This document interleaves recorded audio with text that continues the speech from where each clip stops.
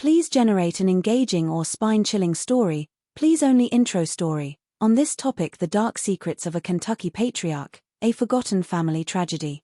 Provide 10 key turning points for the story before crafting the full introduction. Ensure the story embodies the style of author or filmmaker name, capturing their tone, suspense, and atmosphere, but do not mention their name anywhere in the story. Also, do not add subheadings in the introduction. The morning mist still clung to the hills when the journalist first glimpsed the rusted sign that read *Clay Hollow, population, 87 star.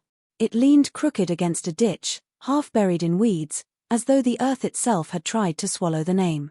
He slowed his car, rolling down the window to let in the damp Kentucky air that smelled faintly of pine, clay, and something older, something sour, like rot beneath the roots.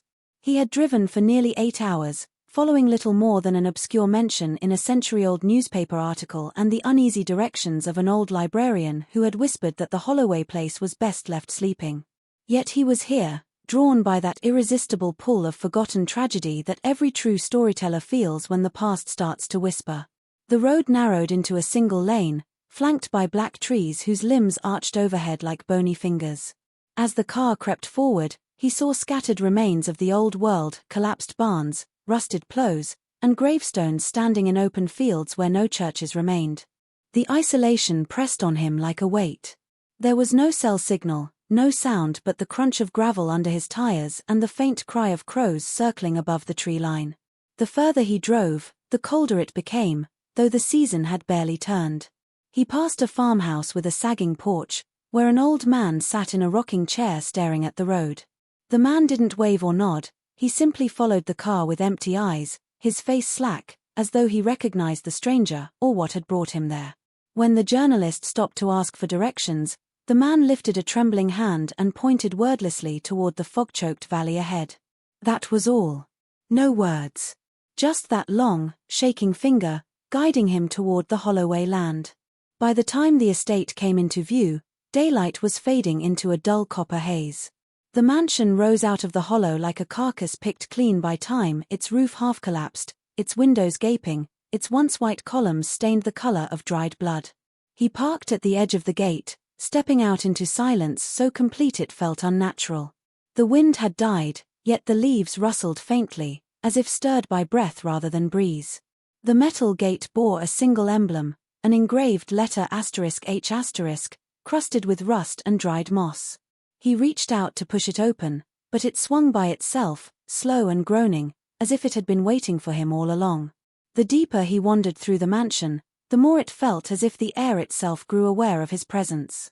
The floor moaned beneath his steps, and the dust seemed to stir in slow, deliberate patterns, curling toward the light that spilled from his lantern. He had already searched the main parlor and dining hall rooms stripped bare, save for rotting furniture and the faint scent of smoke that clung to the wallpaper. But when he reached the second-floor landing, he noticed something peculiar. At the end of a narrow corridor, a heavy oak door stood sealed with iron nails driven deep into the frame, the wood warped with age and moisture.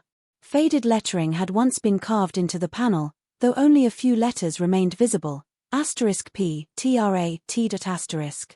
He hesitated, his breath fogging the air, then raised his crowbar and began to pry the nails loose. The final one came free with a groan that echoed through the hall like a dying breath. The door swung inward with a sigh, releasing a stale, almost sweet odor, varnish, oil, and decay. He stepped inside, and the beam of his lantern revealed what had been hidden for decades. It was a gallery, untouched by time. Dozens of portraits lined the walls, each one painted in the same formal style: solemn faces, dark suits, lace collars, and the same cold gray background. The Holloway family stared down at him from every angle: men, women, children, each face pale and strangely identical. Their features blurred together, the eyes slightly too close, the skin waxy and lifeless. He felt a chill crawl up his neck. Something about them was wrong, as though they had been painted by someone who had never seen real people, only shadows of them. In the center of the room stood a single easel draped with a black cloth. He reached out and pulled the fabric away. Beneath it was another portrait, larger than the rest, depicting the same old man he had seen downstairs, Elias Holloway. But in this painting, the man wasn't alone. A young woman knelt beside him, her face soft and frightened, her hands resting on his knee. The resemblance between them was unmistakable. Father and daughter, locked in a silence that felt too intimate, too wrong. The journalist stumbled back, knocking over a frame that shattered against the floor. The sound echoed like a scream. For an instant, the faces in the paintings seemed to shift, the eyes glinting wetly, the lips parting as if to whisper. Then the lantern flickered, and every shadow in the room seemed to lean closer. The town's silence about the Holloways had always struck him as deliberate, but after discovering the portrait room, that silence began to feel like a kind of warning. He drove into the nearest settlement the next morning, a handful of leaning wooden houses clustered around a boarded-up church, and found the only open place was a diner that smelled of coffee and fried grease. The few patrons inside turned their heads when he entered, their eyes tracking him the way dogs watch a stranger crossing their yard. When he asked about Elias Holloway, the room grew still. The waitress froze mid-pour, the coffee overflowing onto the counter before she finally set the pot down and said softly that some histories weren't meant to be unearthed. But an old man at the end of the counter, his voice cracked like dry bark, told him the story anyway. Elias Holloway, he said, had been a man of deep pride and darker faith, a self-proclaimed patriarch who believed his bloodline had been chosen by God to endure pure and untainted. He built his estate not just as a home, but as a fortress against outsiders, marrying his sons and daughters to their own cousins, tightening the family circle with each generation. He was a man of scripture, but the way he spoke of it was twisted, using verses as weapons and sin as leverage. Those who disobeyed him were cast out or worse, buried on the edge of the property in unmarked graves. Elias was said to have ruled his family with a grip of iron and ritual. Every Sunday, he would hold service in his own parlor, reading from a blackened Bible, his voice low and trembling as though he spoke to something that answered back. Neighbors recalled hearing cries from the estate at night, pleas that never reached the sheriff, for no one dared to step onto Holloway land. Even the church refused to baptize the Holloway children after strange marks appeared on the bodies of those who did. The preacher who once challenged Elias left town before the season changed and was never seen again. The old man's voice dropped to a whisper as he spoke of the final years, how Elias grew more paranoid, claiming that the world outside his blood was cursed and that only his kin would survive the wrath he believed was coming. When the journalist asked what became of him, the man only shook his head and said that Elias didn't die like other men. He said the patriarch still waited in the hollow, sitting in his chair of oak and sin, watching over the family he damned in God's name. The night after he learned of Elias's rule, the journalist couldn't sleep. The sound of the hollow was restless, the cicadas had gone silent, replaced by the distant croak of frogs and the faint creaking of wood, as if the house itself were breathing. He sat in what had once been the study, surrounded by books swollen with mold, turning the brittle pages of a family ledger he had discovered hidden beneath the hearth. The ink was faded, the handwriting elegant but trembling. Most of the entries were dull records of births and harvests, until one page caught his eye. It bore two names written side by side, joined by a single word, *union. Elias Holloway and Clara Holloway. But the date beside it made no sense, the girl would have been barely 16, and Elias, by then, nearly 70. He read the entry again, his pulse quickening, and noticed the name of the officiant had been struck out with heavy strokes of ink. A faint annotation beneath it read only, for the preservation of lineage. The words chilled him to the bone. He turned the page and found a list of births, each followed by a date of death. Most lasted mere days. But one name, one child, had no end date at all. He felt the air around him shift, colder now, as if the walls had exhaled a secret they had long held. He rose and explored deeper into the house, his lantern light quivering across peeling wallpaper and shattered mirrors. In one of the upstairs bedrooms, he found a child's cradle pushed into the corner, covered by a sheet yellowed with age. When he pulled it back, he saw a small doll resting inside, its porcelain face cracked straight through the middle. A faded ribbon was tied around its neck with the initials *ch. The same as the girl in the ledger. As he lifted it, a faint rattle echoed from inside the cradle, as though something small had rolled beneath the wooden boards. He knelt and pried one loose. Beneath it was a hollow space filled with scraps of paper, pages torn from a Bible, each verse marked in red ink. Most spoke of purity, sin, and the punishment of flesh. He realized then that the rumors of Elias's obsession were true. The man had not merely ruled his family, he had desecrated it in the name of sanctity. The union between father and daughter had been his final act of defiance against the world he despised, an unholy attempt to create what he called the perfect heir. And though the house had fallen silent long ago, the echoes of that sin still clung to its walls, waiting for anyone foolish enough to listen. The first sign that something in the Holloway estate was wrong came just before dawn. The journalist awoke to the sound of distant weeping, soft, rhythmic, and unmistakably human. He sat up in his cot, the lantern still flickering from the night before, and listened. The sound seemed to rise from the walls themselves, echoing faintly through the pipes, moving like a pulse through the old bones of the house. He called out, but the crying stopped immediately, leaving behind a silence so complete it pressed against his ears. When he stood, the boards under his feet felt damp, as though dew had seeped up from the ground. The air smelled faintly of iron and earth. He followed the sound through the narrow corridor that led toward the east wing, the section that had partially collapsed years ago. The wallpaper there was blackened with mildew, the floor soft with rot. His lantern light quivered across the walls, revealing stains that shimmered faintly red. He reached out to touch one, thinking it was old paint, but his fingers came away sticky. Beneath the stain, the wood was warm. The realization hit him slowly, an unease that tightened in his chest. He wiped his hand on his sleeve, yet the scent lingered, thick, metallic, unmistakable. Blood. As he moved deeper, he heard whispers rise from the stairwell below. They were faint, almost like the hum of a conversation just out of reach. The words were unintelligible, but the tone was pleading, desperate. He descended halfway before the sound abruptly shifted into laughter, high, childish, and terribly close. His lantern flickered, and for a brief second, he thought he saw a shadow dart across the landing below, quick and small like the shape of a child. The flame steadied, but nothing remained. He hurried back to the main hall, shaken but determined to record everything. When he set his tape recorder on the table, the device hissed softly before crackling to life. Through the static, a faint voice whispered his name. He froze. The voice was calm, male, and drawn out as though spoken from a great distance. Then came another, higher, broken, the sound of a woman sobbing. The recorder clicked off on its own. That night, he dreamed of the portrait room again. Only this time, the figures were no longer still. Their eyes followed him, their lips moved, and from behind the painted glass, something thumped softly, begging to be let out.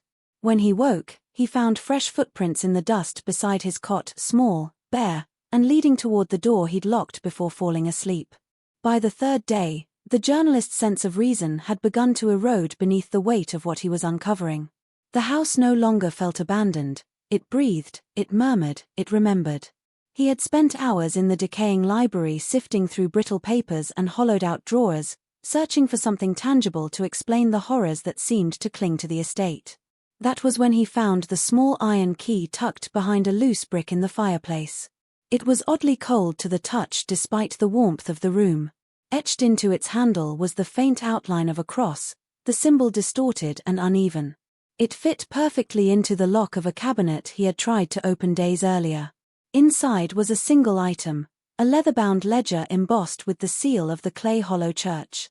The book was old, the pages water-stained and brittle. Its first entries were routine baptisms, weddings, deaths, but as he turned further, the tone darkened. Lines of ink grew more frantic, words scratched and rewritten. Several pages were marked with the Holloway name. Elias's signature appeared often, always beside notations of infant burials. Each was dated within months of the other, each marked unbaptized. Some had no name at all, only the words asterisk of the Holloway lined at asterisk. The records were signed by Reverend Silas Ward, though the handwriting grew shakier until it ended abruptly in a scrawled note at the bottom of a page, asterisk no more will I bless what God himself has cursed. Asterisk. The journalist sat frozen, tracing the words with his finger. Beneath that final entry, someone else, perhaps Elias himself, had written a single sentence in thick, uneven strokes. Asterisk blood does not need blessing. Asterisk the letters were smeared, as though written with a trembling hand or something wet. His lantern flickered, casting long shadows across the room, and he realized that the edges of the pages were darkened not by water, but by something thicker, long dried into the parchment. He took the ledger outside, desperate for air, and found the remnants of what might once have been a family plot beyond the garden.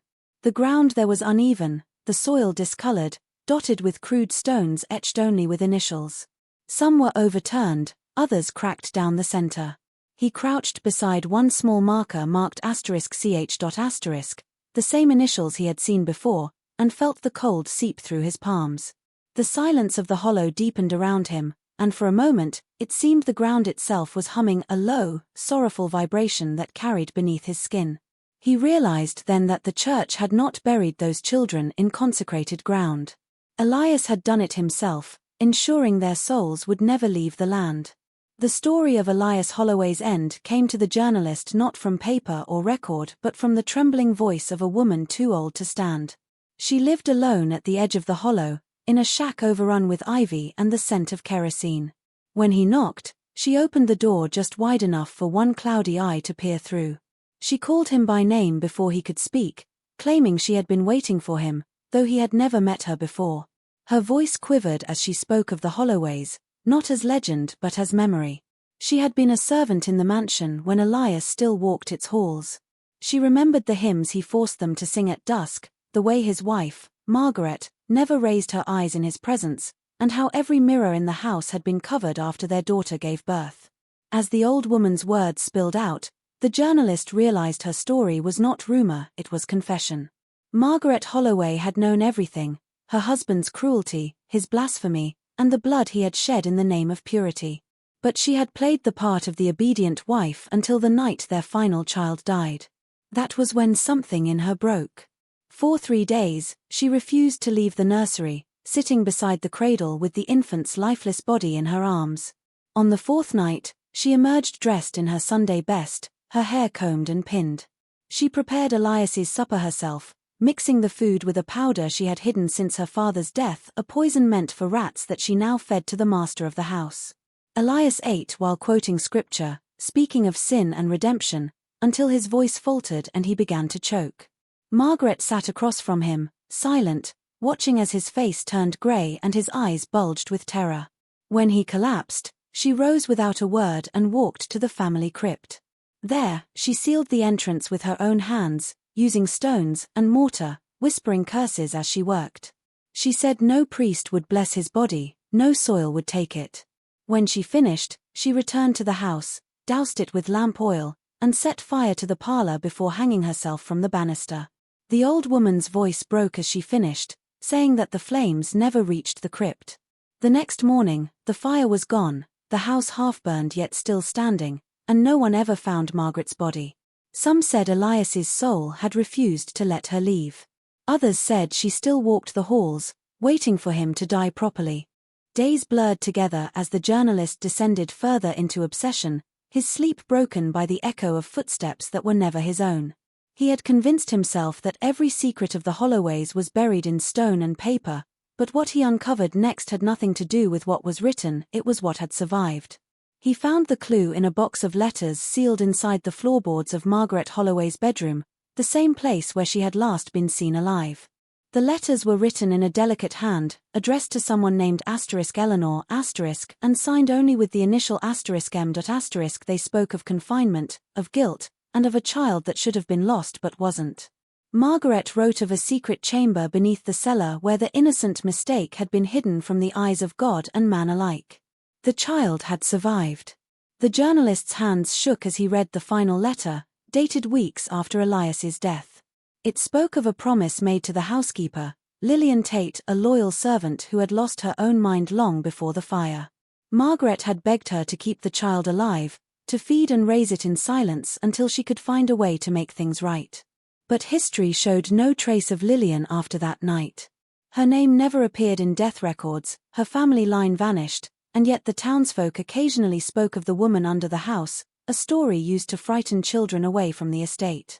Driven by morbid curiosity, the journalist ventured into the cellar after dark, following the narrow stairs that seemed to spiral far deeper than they should.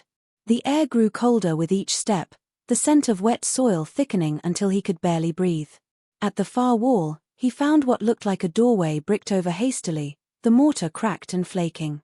He pressed his ear to the stone and froze. There was sound, a faint, rhythmic scraping, like nails on wood. His lantern trembled in his hand, and for a fleeting moment, he thought he heard a whisper, something soft and childlike, repeating a single word he couldn't understand. He stumbled back, heart pounding, and saw something etched into the bricks in a child's uneven scrawl. Asterisk don't forget me, Mama. Asterisk the writing was smeared with something brown and dry. He fled the cellar, gasping in the open air, his mind racing with the realization that the Holloway's legacy had not ended with Elias or Margaret. There had been another, born of their sin, raised in the dark, a bloodline that had never truly died. The discovery that a Holloway child had survived lingered over the journalist like a storm cloud, heavy and unrelenting. He could feel it in the way the house seemed to watch him, in the way the shadows pooled in corners where no light should reach. Something about the estate had shifted since he learned the truth. Doors that had been locked the day before were now slightly ajar. A faint draft carried whispers that were not carried by the wind. The more he explored, the more he began to sense that the child, or what the child had become, was still present, somewhere in the house or perhaps just beyond it, observing every step he took.